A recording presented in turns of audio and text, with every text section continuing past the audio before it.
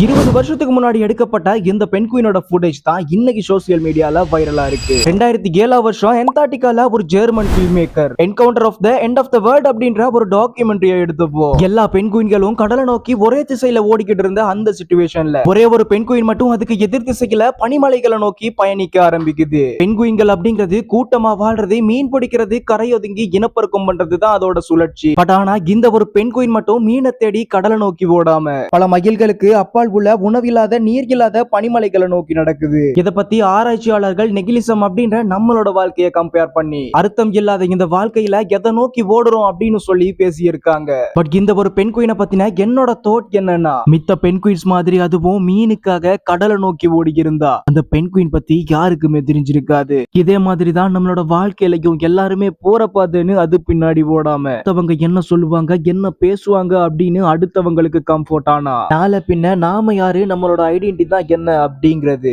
கடலை நோக்கி ஓடின மத்த பென்குயின்ஸ் மாதிரி யாருக்குமே தெரியாம போயிடும்.